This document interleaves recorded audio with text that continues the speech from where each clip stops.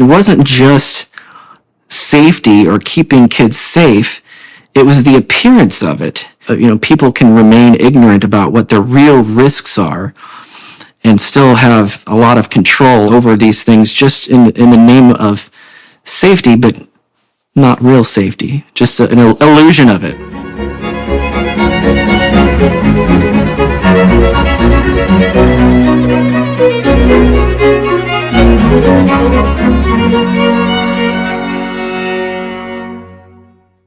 Hello, everyone. I'm speaking today with Steve Templeton. He wrote a recent book, very relevant to the times, entitled Fear of a Microbial Planet: How a Germophobic Safety Culture Makes Us Less Safe.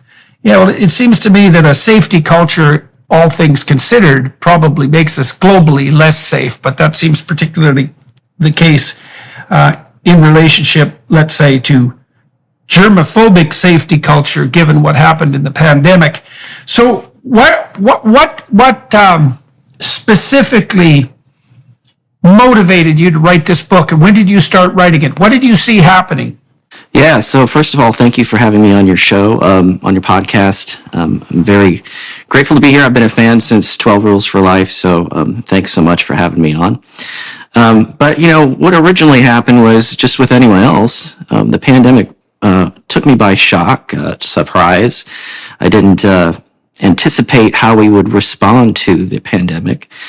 And I didn't anticipate the appetite of people for being able to have their lives completely shut down and controlled by politicians and other people, public health experts.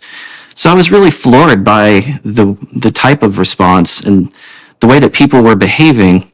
And it made me think, they don't really have an idea of their microbial environment.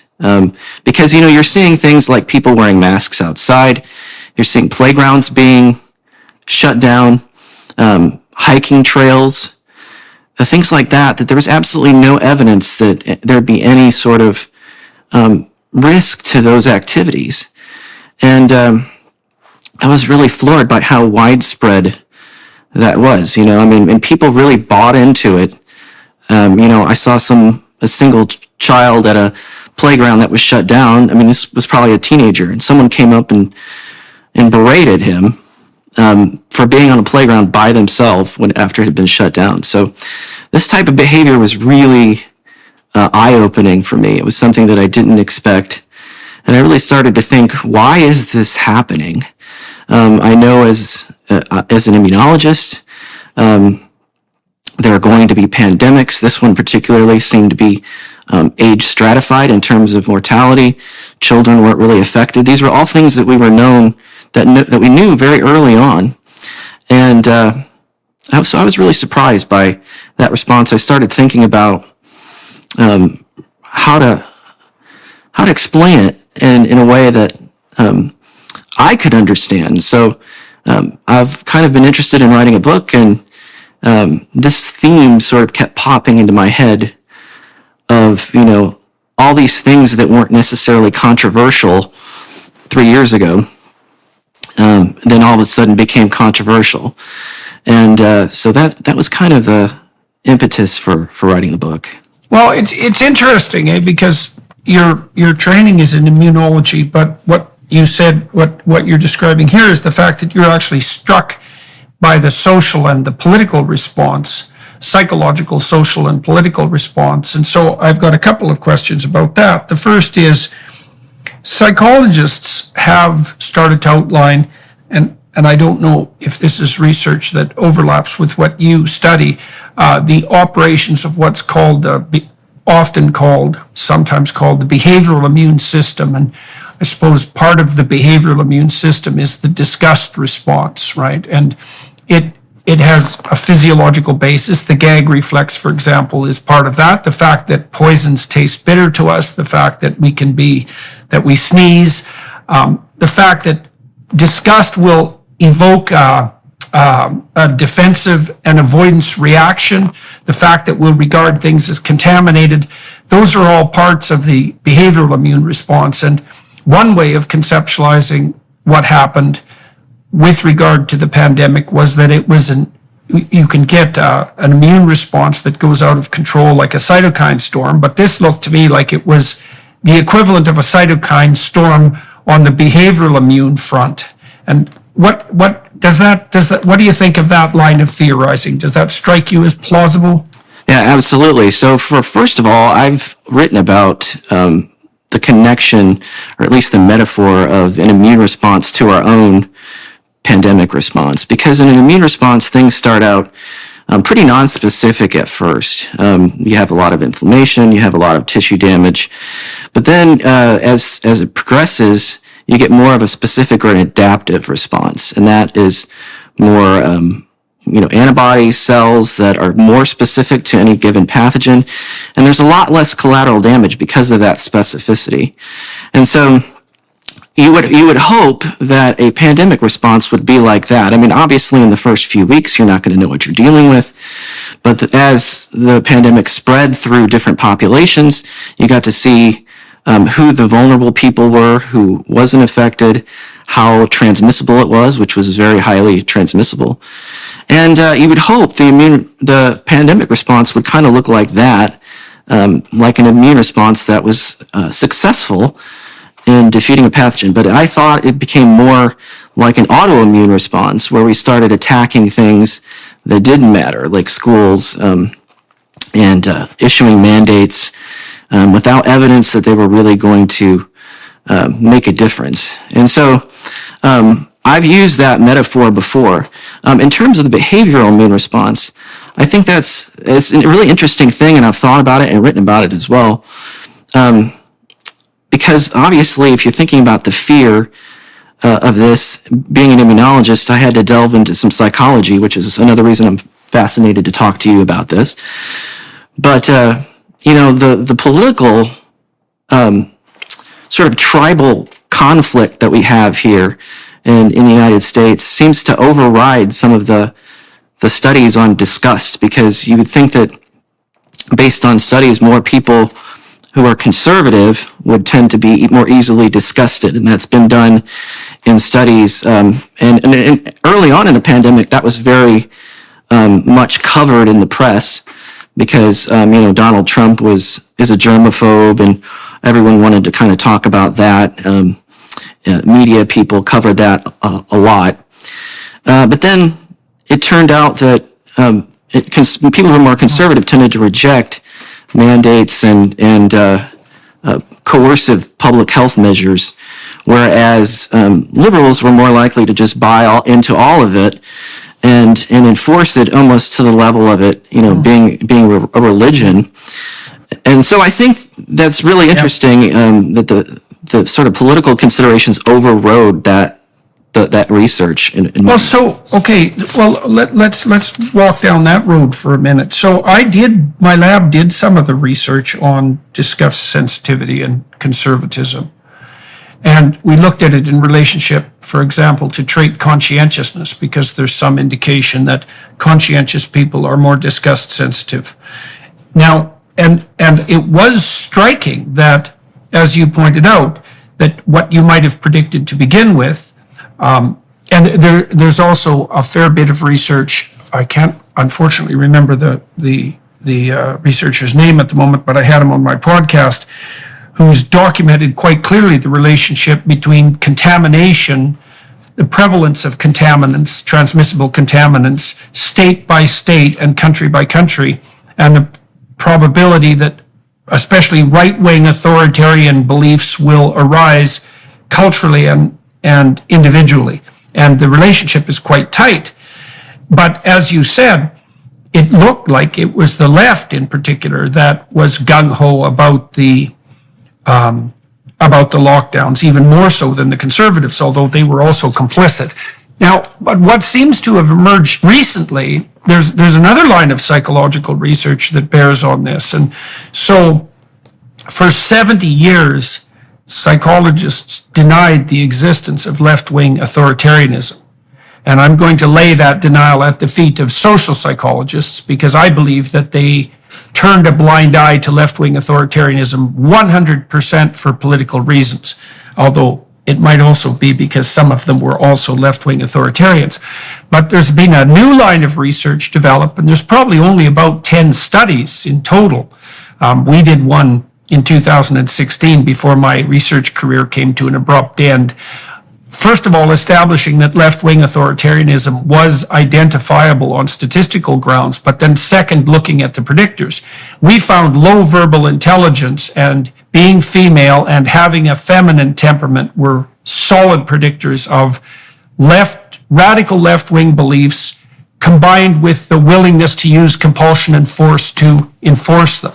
But more recently, people have been examining the role played by dark tetrad traits, so Machiavellianism, psychopathy, narcissism, and sadism, which is a late addition to that horrible triad, let's say, showing, I read one study last week showing that the relationship between that malignant narcissism and left-wing authoritarianism was so strong that they're almost indistinguishable on the measurement front.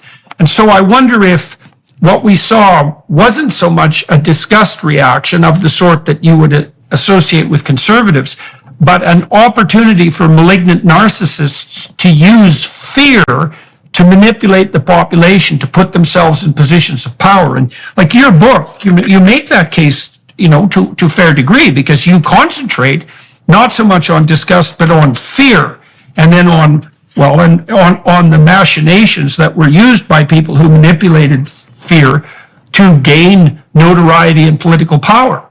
In Canada, I'll give you one other example. So in Canada, I know for a fact, because I've been told by the people who were involved, even though they were embarrassed to have been a part of it, that virtually all the COVID lockdown policies were implemented on the basis of opinion polls and then provided with a post hoc justification with the science, right? So it was 100% instrumental manipulation. So anyways, that's a set of ideas. Yeah, I think that you can reduce it maybe to, instead of left and right, authoritarian versus non-authoritarian. And I think that that's what you said is correct. I think the level of authoritarianism has changed between left and right in recent years. And that's because the amount of relative power, I think, has changed. I mean, when I grew up in the 80s, and I remember, censorship drives, and, music was being attacked and everyone was joking about it, and because conservatives wanted to censor things, and none of that really happens anymore. It's kind of the other way around, where people can't joke about certain things and they have to demonstrate how virtuous they are in sort of a left-wing kind of way. So I think that you can reduce it to changes in authoritarianism, definitely. Yeah, well, it's still uncertain the degree to which, let's say, we could make the hypothesis that oversensitivity to disgust will drive an authoritarian response on the right. You definitely saw that in the Third Reich under the Nazis, because Hitler, for example, appeared to be extremely disgust sensitive. And I read a fair bit of his spontaneous utterances about the Jews and all the other people he persecuted. And he used the language of purity and contempt and disgust constantly. It wasn't the language of fear. I mean, he did, foster fear, let's say, in relationship to the people he targeted, but more specifically, he fostered disgust. And so maybe, and no one knows if this is the case, maybe a disgust reaction that goes overboard fosters at least part of right-wing authoritarianism, and the dark tetrad, psychopathy, Machiavellianism, narcissism, and sadism fosters something like radical left-wing authoritarianism. No one's cleared that up yet, but it seems at least tentatively plausible. I mean, I was struck by the recent research in particular because the relationship between malignant narcissism and left-wing authoritarianism is unbelievably strong. I haven't seen correlations. Correlations, I think, were 0.6. Crazily high correlations for two constructs that can't be measured that accurately. So it'd be good to sort that all out as rapidly as we possibly could, assuming it would do some good. Yeah, I agree. It's pretty complicated. The use of fear was very, going back to what you said a little bit earlier, was definitely widespread. And I think at the beginning, it's interesting to look at the contrasting messages that were given by the authorities. In the beginning, they really were trying to prevent panic, and they were really trying to lessen the fear of people, because studies have shown if you are anticipating a pandemic, it's actually the fear is higher than when it has actually arrived. So that many of the messages were calming, and then all of a sudden there was this switch, and once there was community spread, we knew that there was a lot of virus in around that wasn't being detected. Then there was this sort of mysterious switch to basically the exact opposite, this fear-based messaging, and so that was really surprising to me, and pretty infuriating, because I knew it wasn't going to work. Yeah, well, maybe what happened is that maybe that reversal took place when the more narcissistic, psychopathic power mongerers started to understand that they could cement their positions and broaden them with the use of fear. You mentioned earlier, I thought this was very interesting, you mentioned earlier that in an immune response that is actually healthy, you get kind of flailing about on the part of the immune system to begin with as it attempts to get a purchase on the virus or the bacteria. And so you get an overgeneralized response that's not very specific and sophisticated, but as the immune system learns, the response gets more and more targeted and more specific, and that you saw the opposite happen in the public response. And that begs the question, right?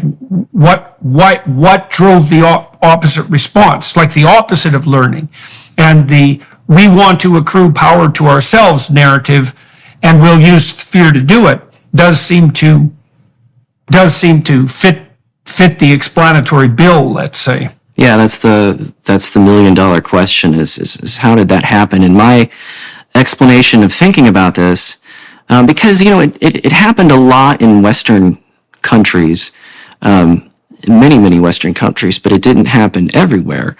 And so what I started to think about was, I'm a parent of have a child that's 11 and one that's 7. They were obviously 3 years younger when the pandemic hit, but being a parent, I've really noticed since I was a child this sort of emergence of safety as this sort of overriding virtue of all the taking risks as being something that's left to reckless people, and you can't even use sort of probability to assess whether something is risky or not. If it's determined to be risky, then it's hazardous. And so I think the distinctions that used to be sort of surrounding child rearing have, in terms of allowing them to develop on their own and take risks and get injured if they make a mistake or fail. A lot of that has been removed, and I feel like this example really leads us to the response to the pandemic. I feel like it's a cultural problem, because if you look at places that don't have this very strong safety culture, Nordic countries are a great example. They did not have the same type of authoritarian response that we did in Europe and other Western countries, specifically, Anglosphere countries, Canada, United States, UK, Australia, New Zealand. They didn't have that, and they actually don't have a safety culture that's the same. I mean, I heard a story when I was in Denmark a few years ago, and it was covered widely at the time, about parents that went to New York City, and these were Danish parents. They brought their child in a stroller, and they had in Denmark, it was very common at the time to leave their child in a stroller outside the restaurant so that they could watch people that, are passing by. And they got arrested for doing that in New York City. And so that was something brought up by my host in Denmark. It was really interesting that, their view of raising children is different than ours. They believe much more in challenging them, allowing them to make their own decisions. And so I really think that explained a lot. And that's how I get to the point of having the safety culture in the title or in the subtitle, is because of that explanation. I mean, anyone who's been a parent has had to deal with like public schools. I mean, the threshold for canceling school, even before the pandemic, got pretty low. I mean, they even predict snow in Indiana here. They cancel school. It could never actually snow. So these things are much different than when I was a kid. And I feel like that has, as children have been raised that way and are now adults, now young adults, I have a feeling that is one way to explain what happened. Are you looking for an all-in-one e-commerce platform that can help you easily set up and grow your business online? Look no further than Shopify. With Shopify, you can quickly and easily build your own online store, manage your inventory, and accept payments from customers. Plus, Shopify offers a range of customizable themes and templates to choose from, so you can create a professional-looking store without any design experience. It even helps integrate with other popular tools to help you sell across social media marketplaces like TikTok, Facebook, and Instagram. With Shopify's 24/7 support and an extensive business course library that is available to support you every step of the way, Shopify is the commerce platform revolutionizing millions of businesses worldwide. If you're ready to get serious about selling, try Shopify today. Sign up for a $1 per month trial period at shopify.com/JBP. Go to shopify.com/JBP to take your business to the next level today. That's shopify.com/JBP. Yeah, well, there is some psychological research pertaining to that's associated with some of the things we've discussed already, which is that mothers who have cluster B personality pathology, and so that would be associated with what's called externalizing behavior, and in women, it's borderline personality disorder, for example, are much less likely to foster independence in their children. And that cluster B is also associated with some of the dark tetrad traits that we discussed, that malignant narcissism, that psychopathy, Machiavellianism, sadism, perhaps is pushing it, but perhaps not, because the question, of course, is why does that safety culture emerge? And you can attribute some of that to neuroticism, to fear, but you can also attribute it to the willingness of hyperprotective parents to use their purported concern for the security of their children to justify their use of excessive power and control. And this is part of the reason why your book and the title of your book is interesting, and the tack you're taking on this, right? Because you are looking at the nexus between the use of fear and the justification for power. And the safety culture, it's got that virtue signaling element, right? Which is extremely dangerous. It's like, well, listen, dear, the reason I'm doing this for you is because I care so much about you. And all I really care is about your, let's say, short-term security. And it's hard to argue against that because, of course, safety is a paramount concern or an important concern when you're dealing with children. But the problem is that it can be gamed by people who want to exert power and who can use their putative moral superiority as a justification. And I do think this is a kind of epidemic. I guess a question I would have for you, too, is like, I'm increasingly bothered by the fact that we even refer to a pandemic. Ioannidis, who's a very good statistician and researcher. He was the person who initiated the so-called replication crisis in psychology, showing that so much of psychological research actually didn't replicate. Not that it's necessarily worse in other disciplines, but he just published a paper, or has published papers, showing that the case fatality rate for COVID is way lower than we had been led to believe. In fact, it's so low, I think, that you could argue that there wasn't a pandemic at all in some real sense. And you see this echoed in the Swedish data, because if you average out the death rate over a 2-year period, there's no statistical blip in deaths in Sweden during the so-called COVID years. And so I think our terminology for what happened during that time might also be deeply wrong, and that what we had was an epidemic of tyrannical lockdown with a putative novel illness. Well, the illness was novel, but a putative pandemic as the excuse. Now, maybe that's too radical, but I'm not sure it is too radical. It certainly was a disease that I think the Israelis recently announced, if I remember correctly, that they didn't have any deaths at all for people under 50 who had fewer than 4 comorbidities.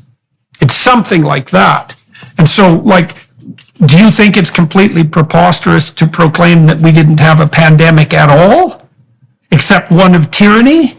Yeah, I would say we had a pandemic, but the response was something that we really blew and didn't focus on the people who were actually affected. I mean, if you have a population of people who are average of 81 of people who are dying, that's going to be actually pretty difficult to measure in terms of excess deaths. And because a lot of people in that age group and with comorbidities, if you have a pandemic that lasts 2 years, the chances of many of those folks living 2 years is much lower than it is in populations of, say, young people.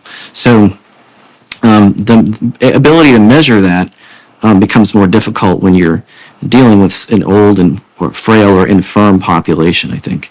Well, that's especially true too if you then purposefully confuse dying with COVID with dying from COVID, which clearly happened, right? And I mean, I talked to physicians who said that they were instructed by their professional organizations. They were encouraged by their professional organizations to list any death with COVID as a death from COVID. And God only knows how that gerrymandered the statistics.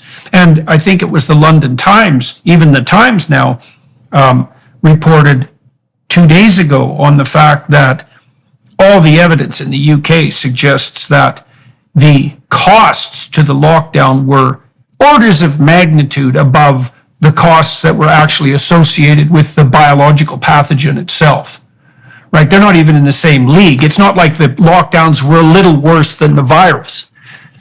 They were stunningly worse than the virus. And we haven't even seen all the accruing catastrophe that's emerged from that yet.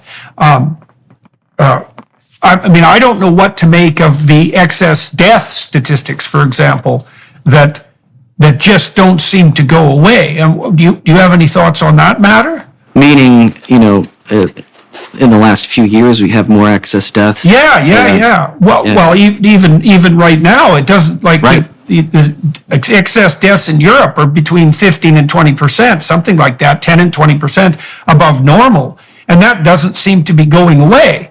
And Right. I think the simplest explanation for that is that we hurt people very badly with the lockdowns. But then the other open question is there some degree to which the actual vaccines are contributing to this? And, that's an absolutely horrifying possibility, but I don't think it's off the table statistically at the moment. Yeah, I mean, the vaccines were very promising for people who were in that vulnerable age group. But, what happened was politics took over, especially here, and mandates, in addition to removing all liability from the vaccines themselves, which had been tested minimally, and not necessarily on the population you'd want to test them on, that is older and infirm people.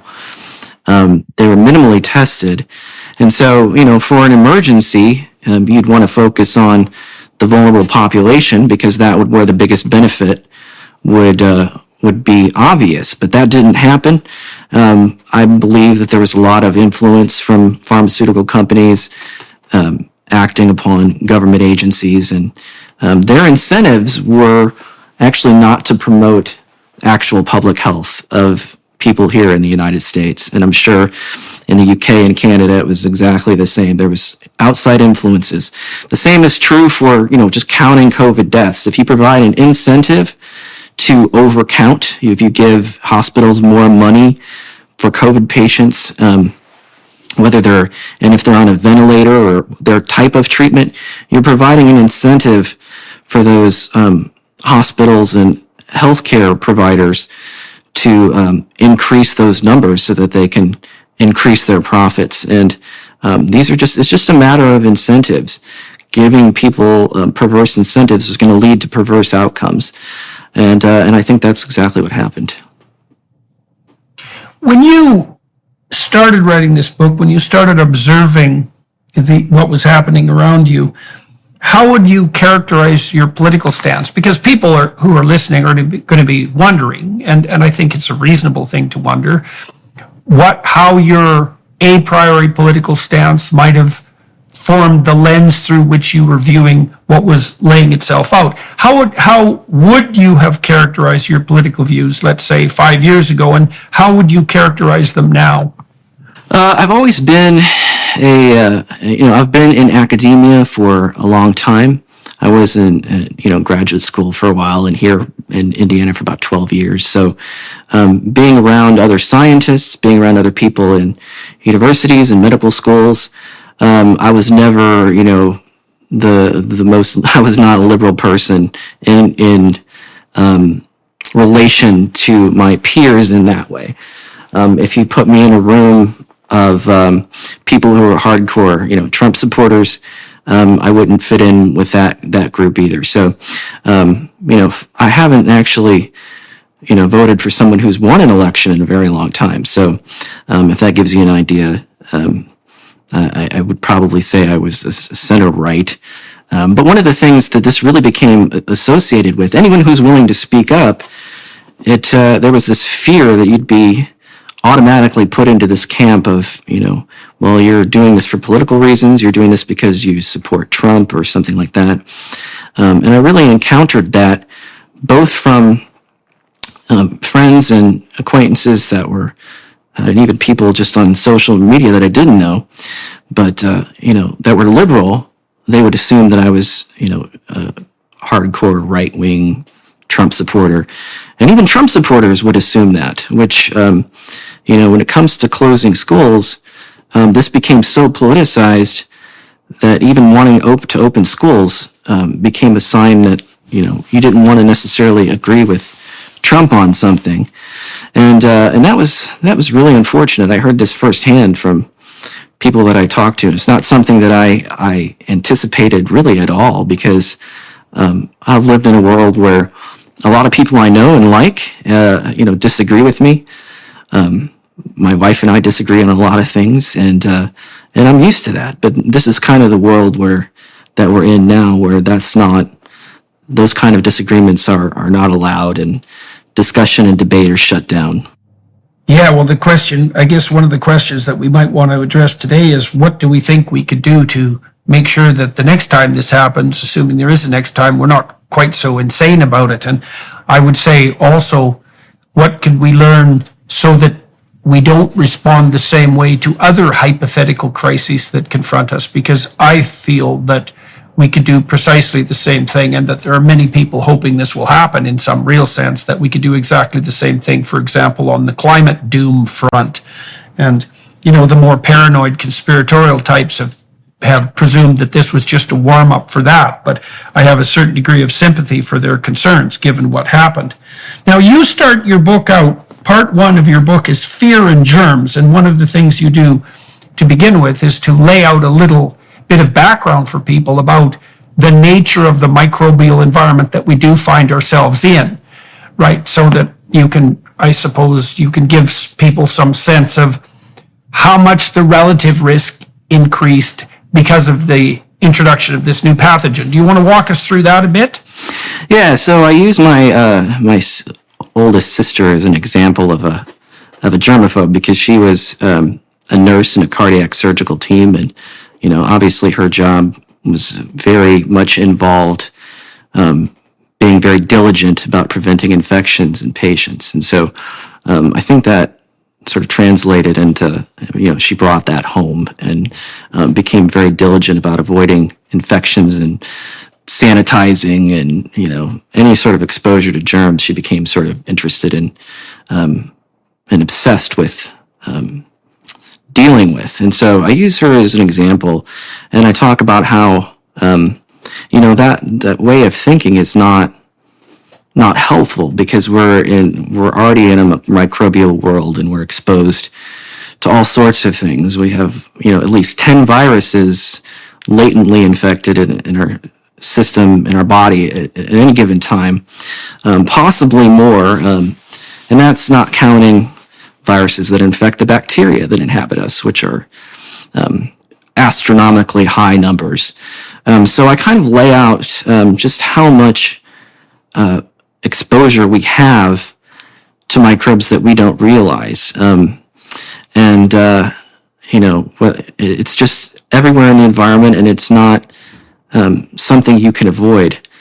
And then I talk about, although that's the case, there are definitely instances where we've become very clean, and our ability to avoid microbial exposures has resulted in some first world diseases like increased autoimmunity, increased allergy, asthma, those type of things. These are all first world diseases. You don't see them in developing countries at nearly the same prevalence that you see here and in Canada and UK and other places. So I talk about why that is, and mainly it's because we're not exposed to the same level of environmental microbes or even pathogens that we used to be because of obviously huge gains that we had from sanitation revolution. We don't want to go back to that, but something has definitely been lost. And, I give many examples of that, in terms of pandemics. Polio is an example where polio was endemic for a very long time until sanitation improved to the point where people weren't being exposed to polio until they were older, and then it became a lot more severe and noticeable in, when you're talking about older children as opposed to a baby who's nursing, who just has a mild infection and their mother breastfeeds and helps them clear the virus. So, that was an example of a trade-off. And so I wanted to sort of highlight that all of these things were trade-offs, and, this hasn't been controversial at all for a long time. Whether you're feeling stressed, anxious, or simply seeking a moment of peace and tranquility, the Hallow app has something for you. Hallow offers an incredible range of guided meditations and prayers that are designed to help you deepen your spirituality and strengthen your connection to God. With Hallow, you can explore different themes and types of prayer and meditation, such as gratitude, forgiveness, and centering prayer. You can also choose from different lengths of meditation to fit your schedule, whether you have a few minutes or an hour. With its user-friendly interface and hundreds of guided meditations, the Hallow app has quickly become a go-to resource for people seeking spiritual growth and healing. Download the app for free at hallow.com/Jordan. You can set prayer reminders and track your progress along the way. Hallow is truly transformative and will help you connect with your faith on a deeper level. So what are you waiting for? Download the Hallow app today at hallow.com/Jordan. That's hallow.com/Jordan. Once again, it's hallow.com/Jordan for an exclusive 3-month free trial of all 6,000 plus prayers and meditations. There's no reason to aim for something like zero microbial exposure because that's completely preposterous. And so I think, if I remember correctly, in terms of sheer cell number, I think you have more bacteria in your body than cells. Now, they happen to be very, very tiny, but it gives you that gives the listeners and watchers, let's say, some indication of just exactly how prevalent, as you said, the microbial load is. And then do you have any sense of what actually constitutes, let's say, reasonable precautions? You don't want to sterilize everything in sight, partly because maybe you make your immune system hyper responsive if you're overprotected, but obviously we don't want to return to the filth of the centuries prior to the 20th century where people were dying of infectious diseases at an incredible rate, especially in hospitals, let's say. So and I don't imagine you made yourself particularly popular with your older sister, by the way, using her as an example. So what do you think of as a reasonable response to cleanliness, given the necessity of minimizing both kind of error? Yeah, so, certain viruses are pretty nasty and cause really awful infections in people. But it turns out that in a general sense, the nastier the virus, the harder it is to transmit it. And so there's sort of an association between the ability to transmit something and then the severity of the disease that it transmits. And so if you take something like HIV, it's a nasty infection, has a very long period where there's not a lot of symptoms, but then becomes very awful in terms of destruction of the immune system, leading to opportunistic infections. However, you can avoid getting HIV for the most part, unless you have some sort of accidental exposure directly to your blood, which did happen, but has been, greatly reduced.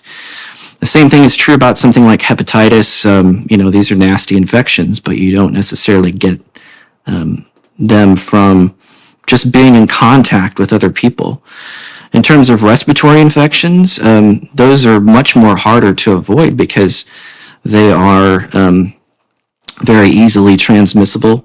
They have a lot of genetic variability, so the immune system might be able to prevent severe disease, but not the actual infection itself. So, there are some viruses that you want to avoid and some that you really can't, and people should kind of understand the distinction between that. Yeah, well, the rationale was, I think once that became obvious, that the rationale was, well, if we slowed the rate at which it spread, we wouldn't overwhelm the hospital systems. And, one of the things I saw in Canada that was particularly remarkably dim and pathological was that the governments took almost no actions whatsoever to increase the availability of intensive care units,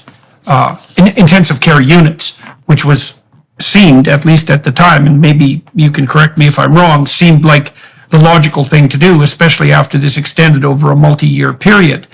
I mean, how early did we know that virtually everybody was going to get COVID? You said, as you pointed out, respiratory illnesses are transmissible, and there isn't really a damn thing you can do about it. Yeah, I mean, the response was very much like, a behavioral modification was absolutely necessary, and everyone had to completely change their behavior.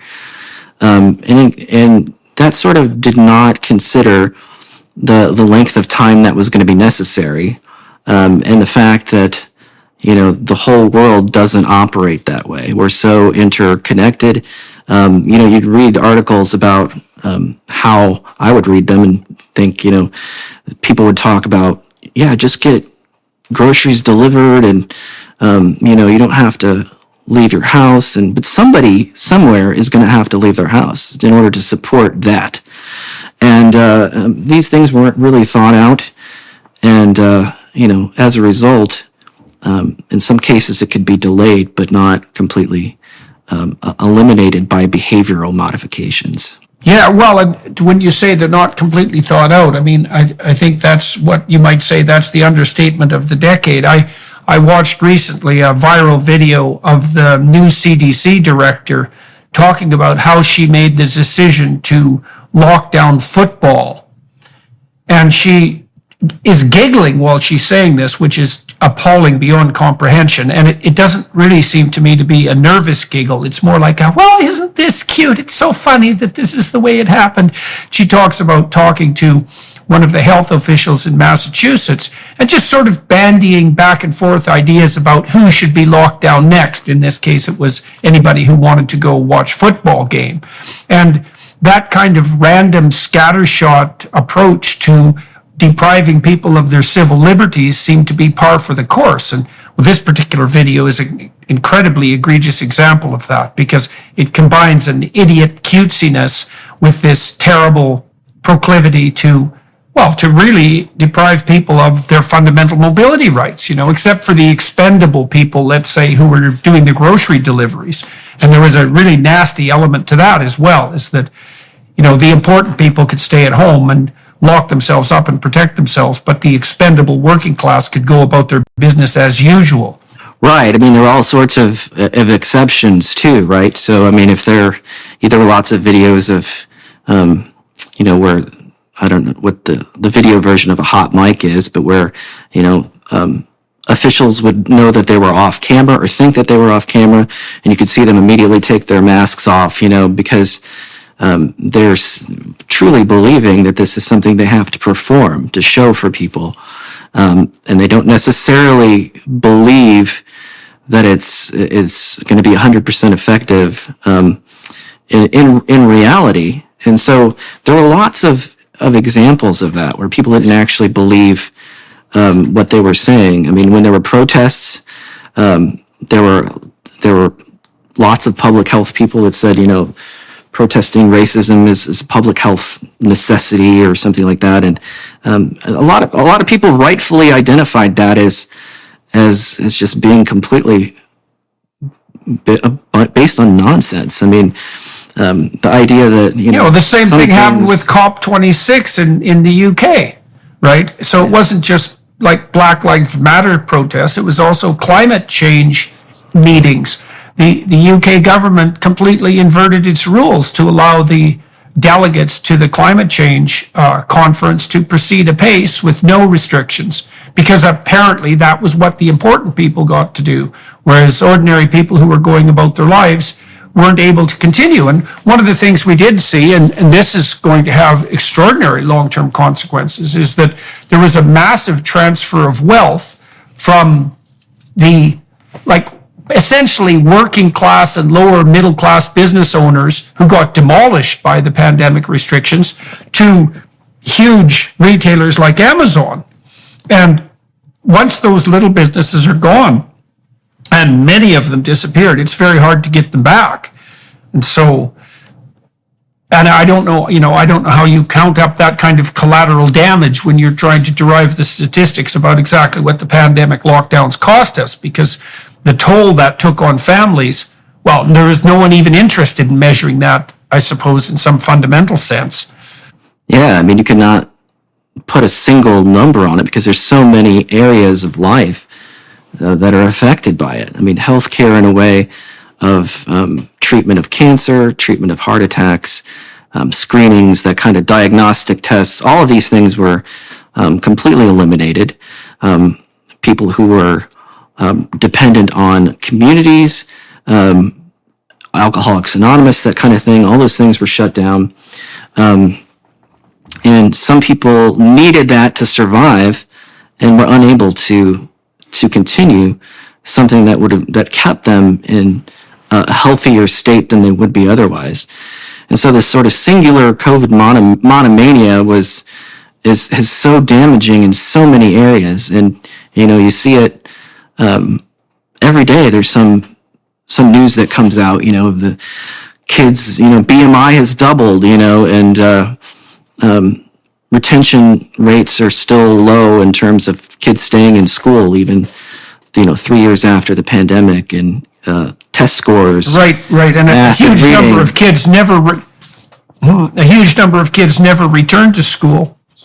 Yeah, absolutely. And so, there's studies that have shown that even 3 months of disruption in a child's education can affect their long-term, ability to earn money and make a living. And, to have this happen on kind of a global scale, people who are already in a poverty type situation are going to be forced further into that than they would be otherwise. And so it's going to be so pervasive that it's going to be very difficult to measure. But we're seeing so much of it in terms of other healthcare costs, inflation, all that stuff. This is all very related to what happened. Well, there's another interesting political issue here, too, that's, I guess, relevant to the use of fear and also to some of the topics we discussed earlier. So one of the things I found that was virtually miraculous in terms of its incomprehensibility was the fact that people, particularly on the left, lined up on the side of the pharmaceutical companies. And if you would have told me 10 years ago that left-wing politicos and believers would have aligned themselves with pharmaceutical companies, I would have thought you were completely out of your mind, because the bugbears of the left on the corporate front for the last 60 years likely have been oil companies and pharmaceutical companies, and with some justification, especially in the latter category. And yet there was this unholy alliance between the left-wing authoritarians and the pharmaceutical companies. And I can't help but think that that's likely mediated by this association, heretofore unexamined association between psychopathy, narcissism, Machiavellianism, sadism, and the desire for power. Because one of the things that aligning with the pharmaceutical companies did for the power-mongering left was justify their willingness to use power to compel and force people. And I can't find another explanation, because it runs so counter to what you would assume the leftist narrative would be, because of all the people who should be skeptical of gigantic pharmaceutical corporations, you'd think the leftists would be number one. So I don't know if you've had any thoughts about that. Yeah, absolutely. So you would think that, with the sort of natural distrust of big business and pharmaceutical companies that has historically been on the left, combine that with the distrust of the ability of government on the right to take over massive projects, subsidize economies, regulate all healthcare and things like that. You think that there would be some bipartisan consensus there, but that wasn't the case at all. And I think, for certain people, this benefited them to sort of push this. They shared the same interests with pharmaceutical companies, people who were in power, and even if that didn't mesh with their political beliefs in the past, the promise of gaining power and influence was simply, too much to. It basically overrode that traditional stance. So in the first part of your book, you talk a fair bit about fear and germs, and you try to make a case for what the proper relationship might be between a fear response and the overwhelming prevalence of the microbial biome around us. In the second part of your book, you concentrate more on a pandemic in the time of safety. So maybe we should delve into that a little bit more. I don't feel that you've had the opportunity to develop your hypothesis about the relationship between the safety culture and the planning and pandemic planning thoroughly. Do you want one of your chapters 6 is Pandemic Planning Meets the Safety Culture. 7 is All the Doom We Need and the Face Badge of Virtue. Do you want to delve into that a little bit more and elaborate that for everybody who's watching and listening? Right, yeah. So the first part of that is sort of the realization that, the safety culture is enabled a lot of this to happen. A lot of people like to, ascribe the whole pandemic response and all the bad things that happened to, a select few, supervillains out there. And while I am sure that lots of people took advantage of the situation in sort of odious ways, I didn't feel like that's just not my nature to think in the sort of conspiratorial terms and blame a small, cabal of supervillains on the whole pandemic response. But instead, I feel like there was a cultural problem that enabled all of this, and I could see it in some of the things, even on a local level.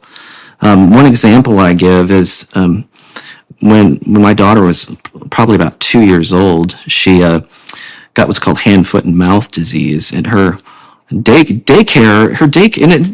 foot, and mouth disease is one of these things where if it gets into like a daycare, it's not going to get out until everybody gets it and gets over it, and who's susceptible at least. And adults, daycare workers can get it and have very mild or no symptoms and still be able to transmit it to others.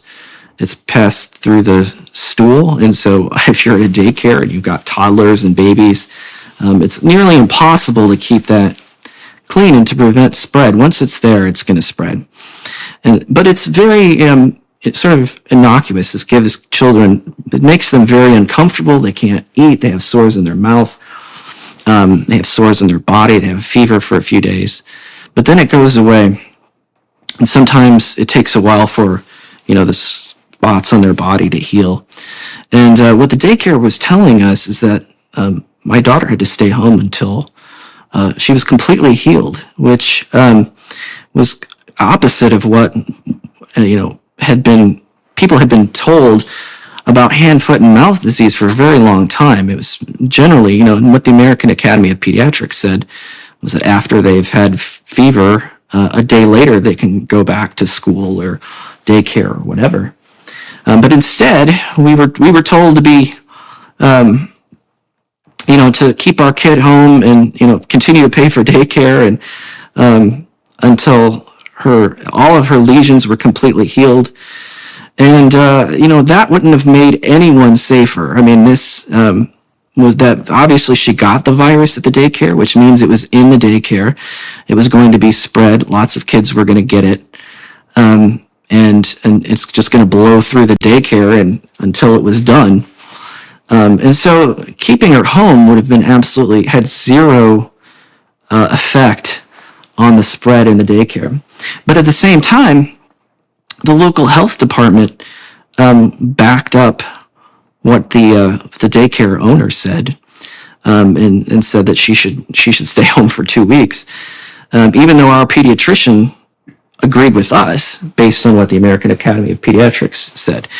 So I went directly to the health department and talked to the head of the health department, and she was basically unapologetic. And I really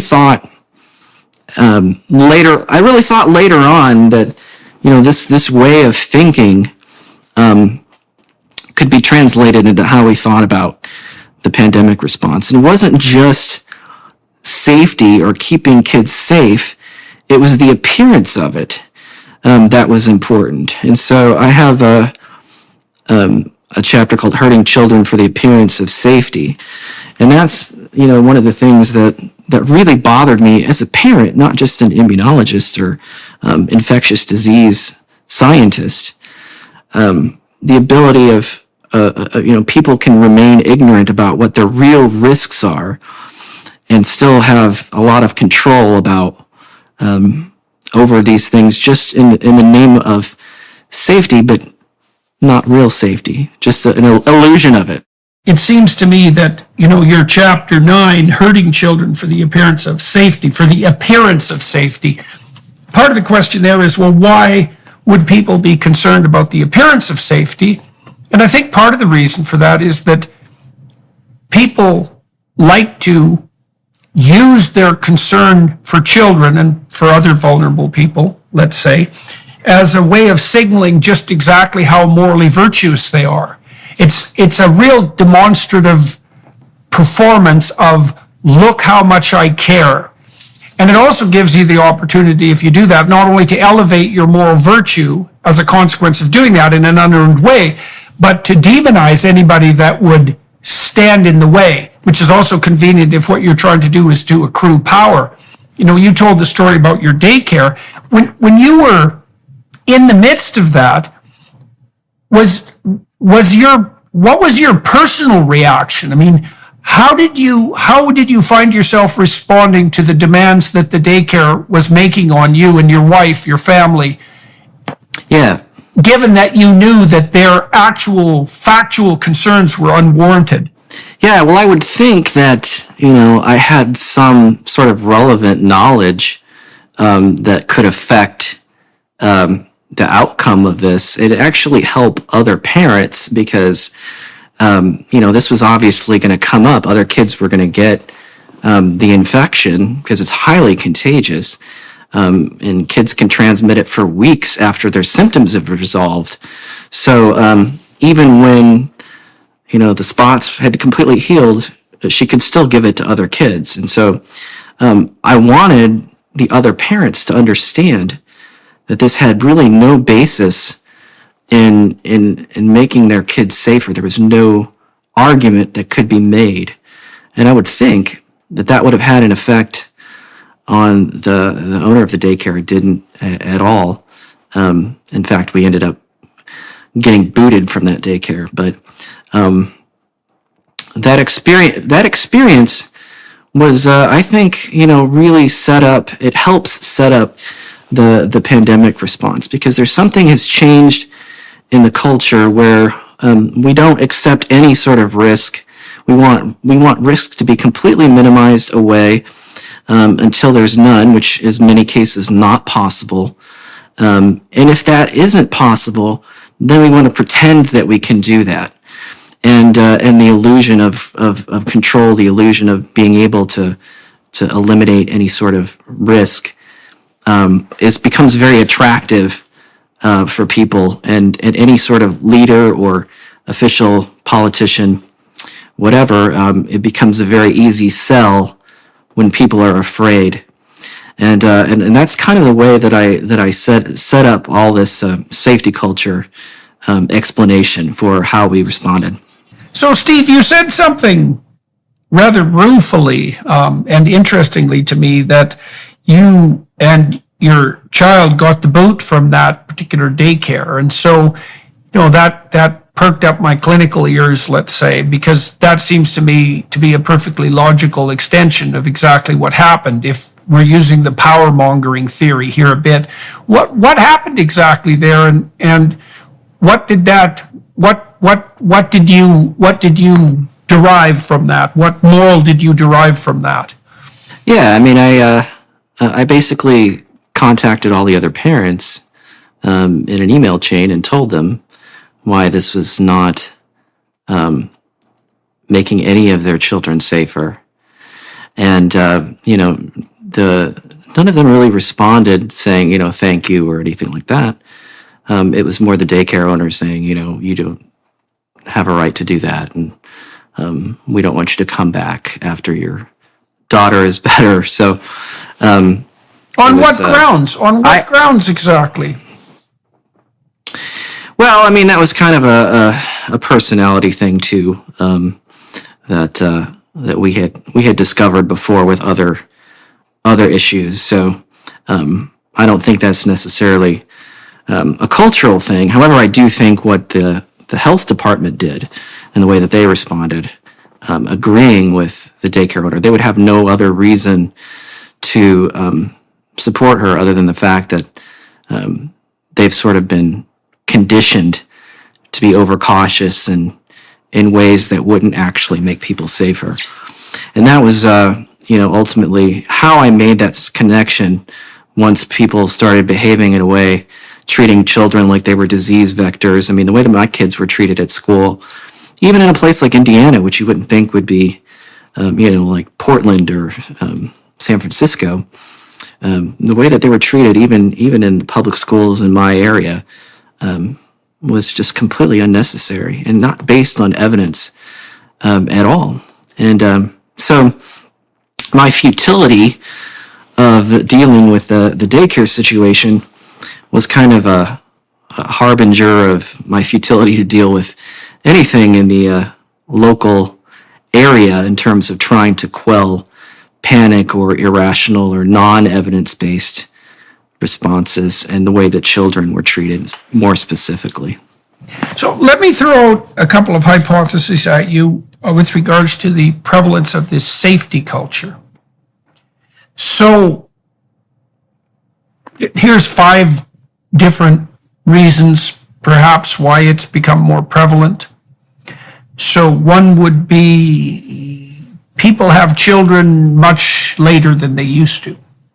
So instead of having children in their early 20s, they have their children in their early 30s. And so that means that in some ways they're grandparents by the time they have children, rather than the normal age for human beings to have children. And I suspect that makes them less risk tolerant, because younger people are wilder and more impulsive. And obviously there's a downside to that, but God only knows what the upside is. Then the next problem, hypothetically, might be that, well, if you have 6 kids, you're just not going to be able to exercise that much control over them because they outnumber you terribly and you're exhausted and you're going to just let the tribe go out and do like tribal things. And you're going to chase them the hell out of the house because, enough kids.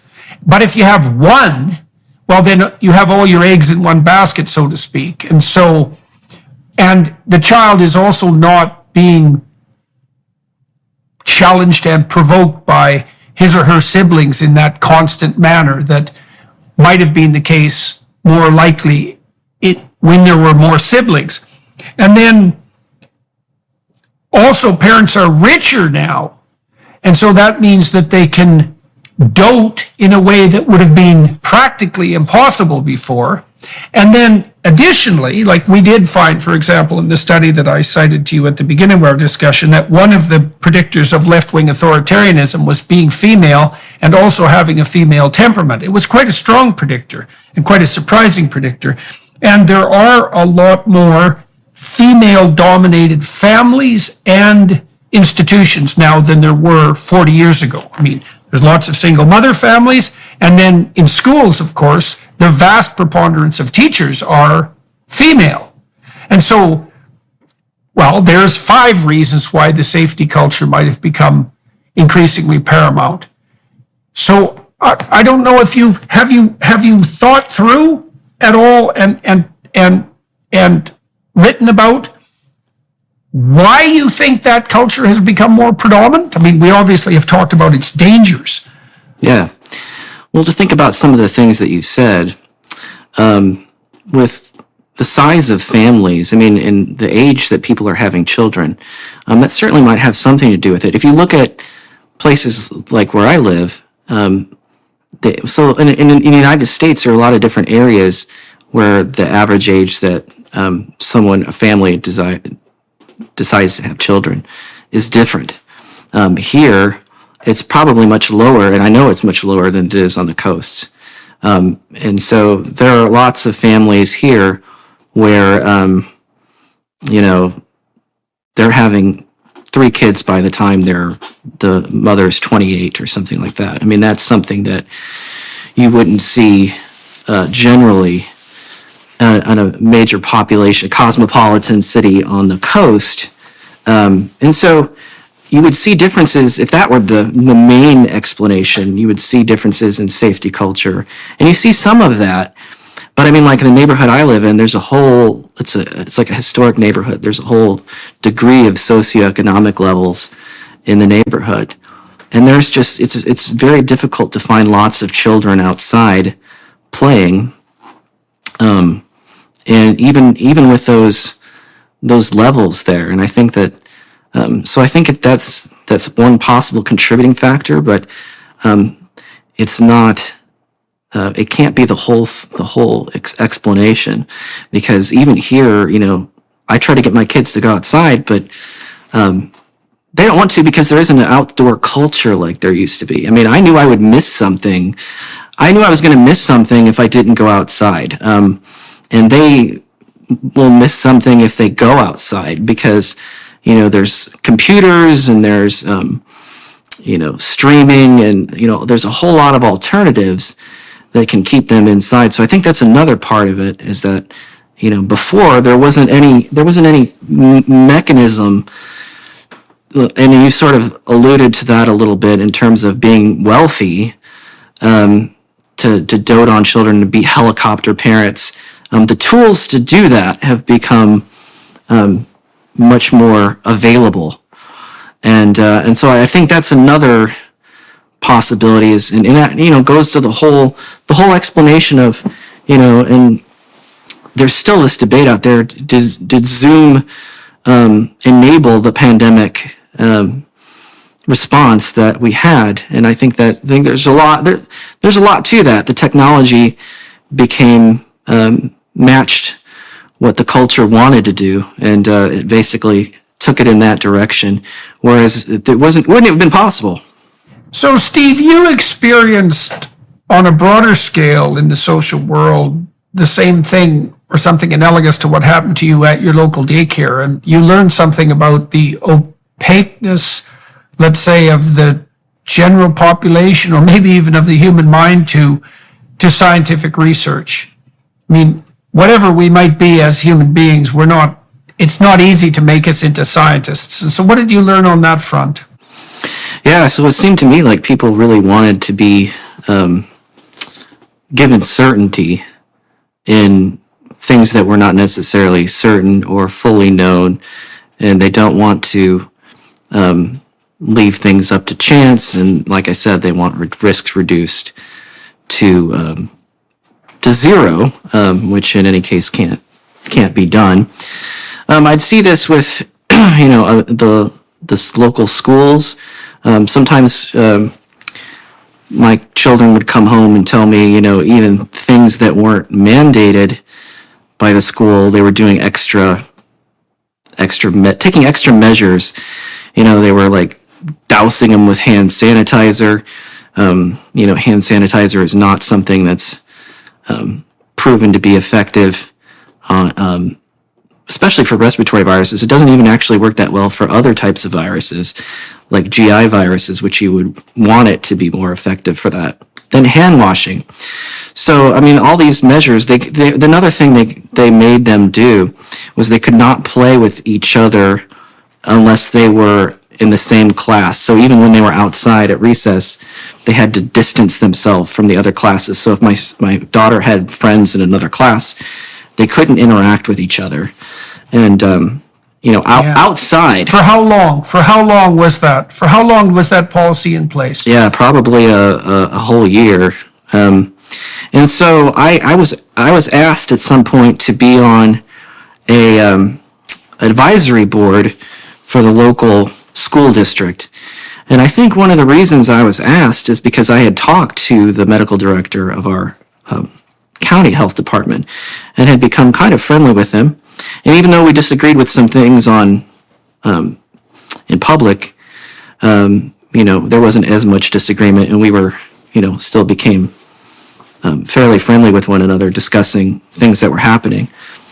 But he recommended to the superintendent that I be on this board because a lot of other people were local physicians and community people who would never really deviate from what they were being told by the CDC and other organizations. And so they actually did want somebody who was contrarian to kind of challenge what was being mandated and what was being done in the schools. So that was a pretty good opportunity, although you really encounter the cautiousness of people, especially physicians. They are used to being avoiding caution, being very cautious and avoiding any sort of risk in their practices because they're afraid of malpractice, and they've been sort of conditioned to think that way.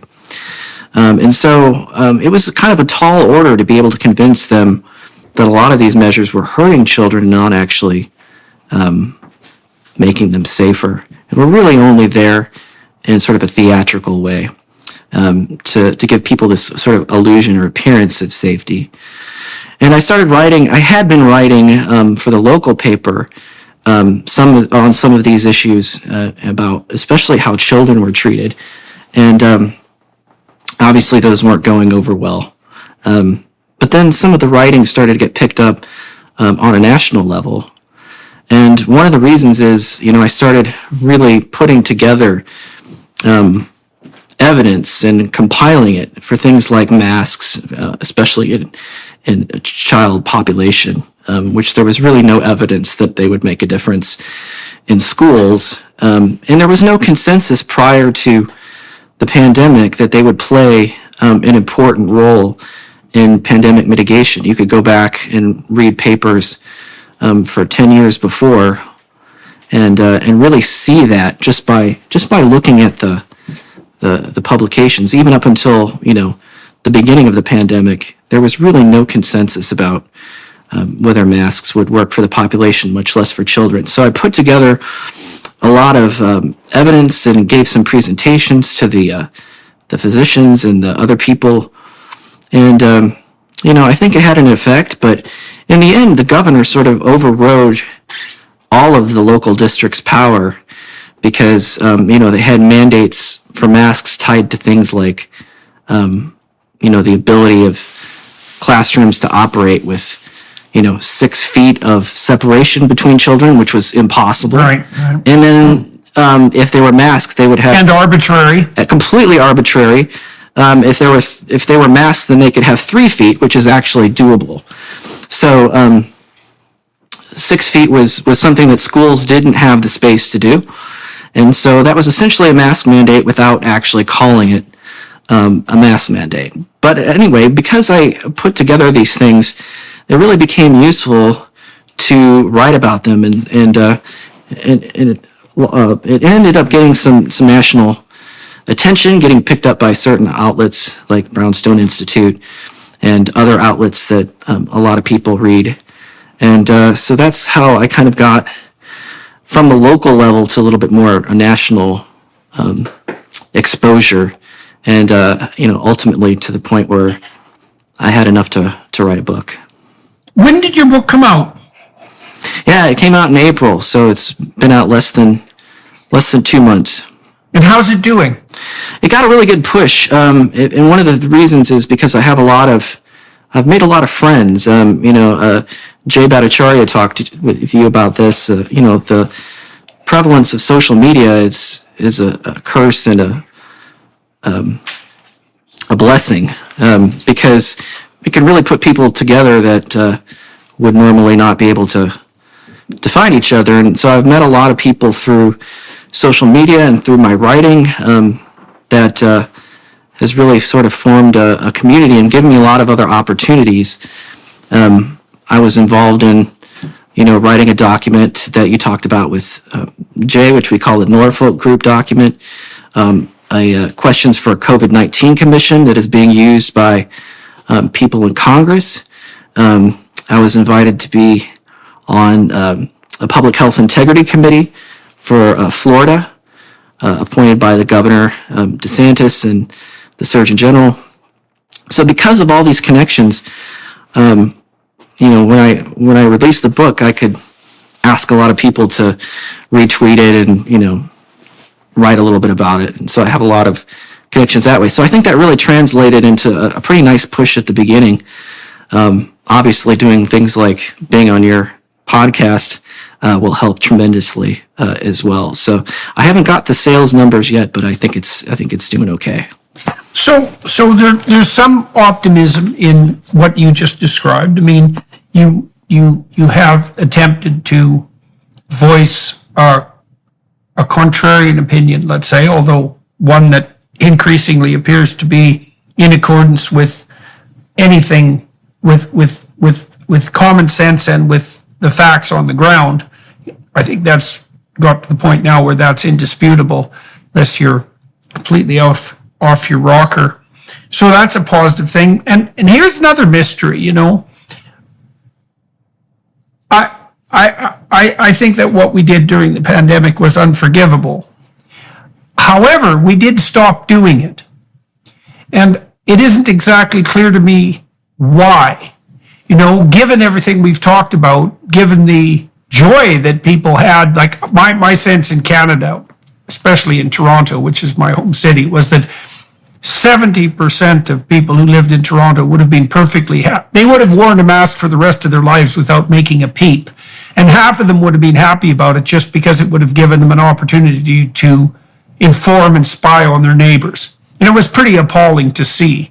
But, in the final analysis, we did back down, right? We backed off this, and we have lifted the pandemic restrictions and requirements, and we have returned to something approximating whatever the hell the new normal is, right? I mean, things are a lot less bizarre than they were during the lockdown. And why do you think it is that we moved back from the brink, given all the push there was to put us in this authoritarian position to begin with?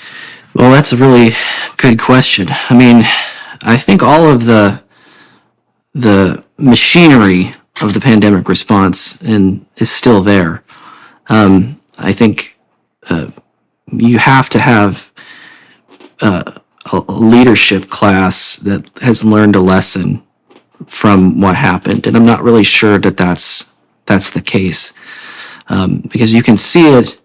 There are some areas where there is some concession of harms of the pandemic response. You see people running away from the idea that we should have closed schools, even to the point of pretending that they never advocated for it, such as like Randy Weingarten of the American Federation of Teachers. You see that happening. It's sort of a tacit admission that there are certain things that people will actually understand were very, very harmful. But at the same time, it's still not enough to have that sort of underlying admission. There has to be a real accounting of what happened and why it happened. And I think, some of that's happening on the political level with COVID commissions and the U.S. Congress and in other countries. But it's going to be kind of a long haul, because there's a lot of people who will want to sort of control how the history is told in a way that kind of whitewashes the harms of what was done.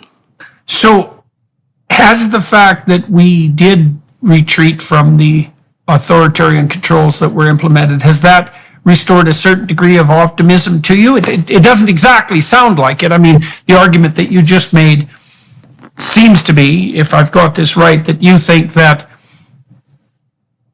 it wouldn't take a lot of provocation for the same kind of hammers to come down again. But that does beg the question, why do you think it was lifted? I mean, we kind of made an arbitrary decision in some ways that the pandemic was over, and I don't understand why we reverted back to something approximating normality.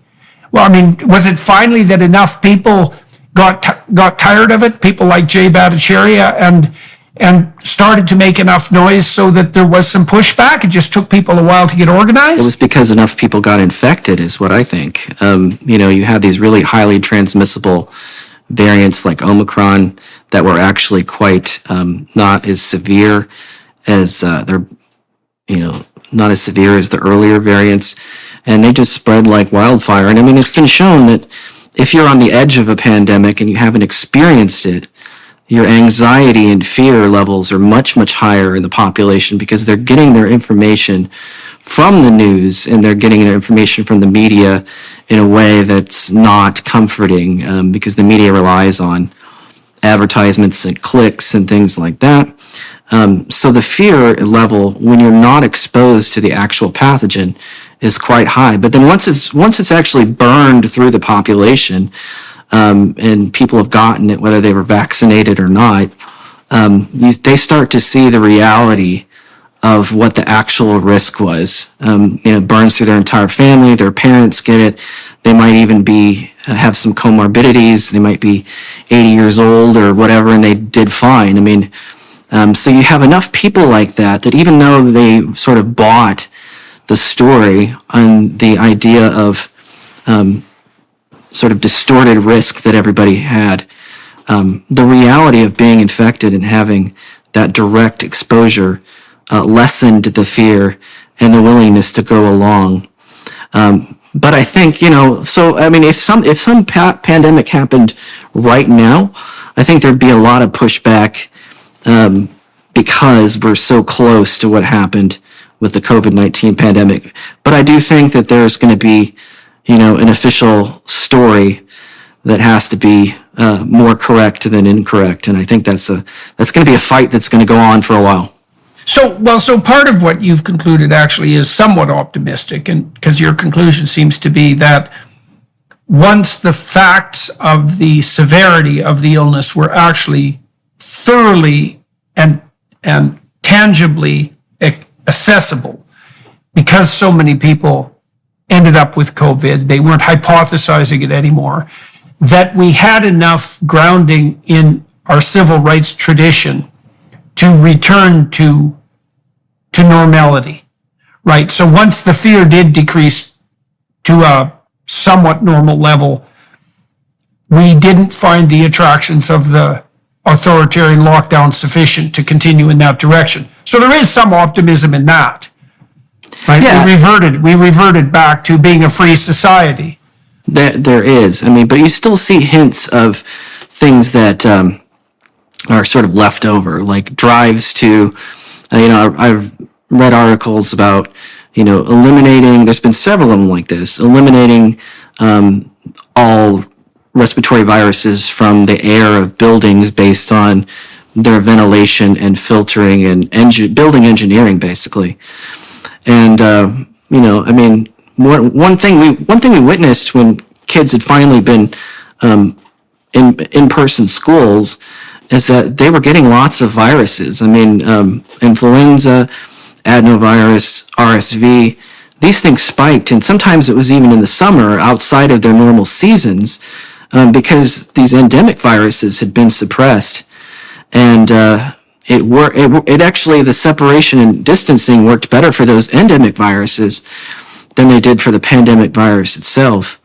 And so the idea of, eliminating respiratory viruses from the air that we breathe, I think is not right. I think it's a dangerous idea. And much like people who thought when antibiotics came out that you could just give everybody an antibiotic and for anything, that there would be no downside to that. Now, of course, we know that there is. So I think there's a lot of sort of hubris that's still out there about, eliminating risk, even from sort of everyday infections, that I think is going to take a while to go away. Yes, well, the part of the hubris is that we don't understand that the demand to reduce risk to zero is a cardinal form of risk, right? Because it requires a kind of impossible totalitarian overreach. It's probably the case when we're agitating for zero anything, because I think the same thing with regard to the war on drugs. I think the same thing with regards to net zero on the climate front. It's like, no, you're mitigating one form of risk, but you're radically increasing another form of risk. And it's obvious that that's what we did with the pandemic. Is there anything else you want to bring to the attention of our viewers and listeners before we close out? We've been talking, I'll just let everybody know, we've been talking to Steve Templeton today about his book, Fear of a Microbial Planet, How a Germophobic Safety Culture Makes Us Less Safe. And so you can obviously pick up that book and walk through Steve's argument in more detail. Is there anything else that you think people should know that we haven't covered, or are we at a point where we can reasonably begin to bring this to a close? Yeah, I think, just when you ask something about how do you respond to this, how do you fix things, that's obviously a very difficult question.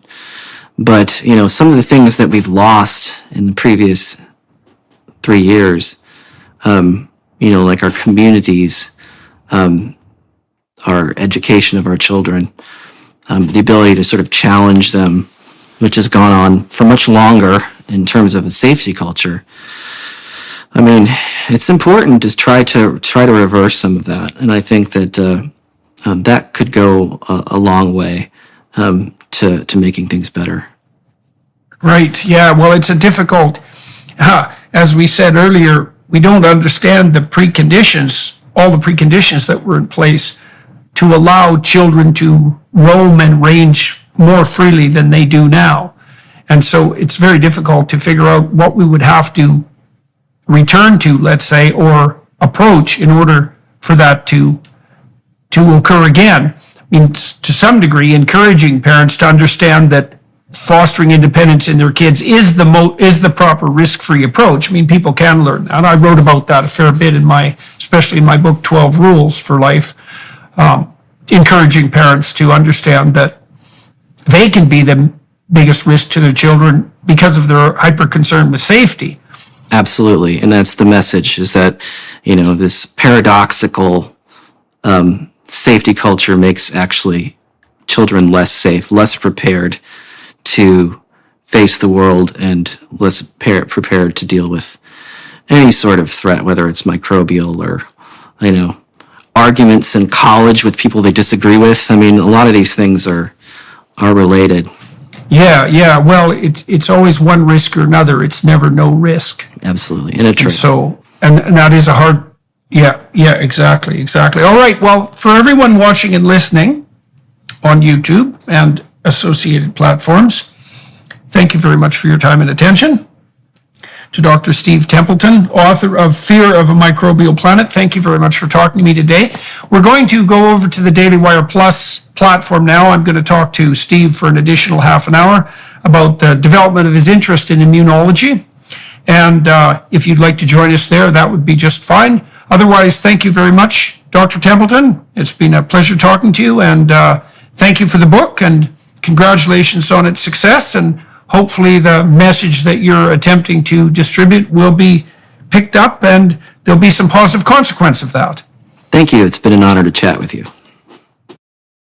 Hello, everyone. I would encourage you to continue listening to my conversation with my guest on dailywireplus.com.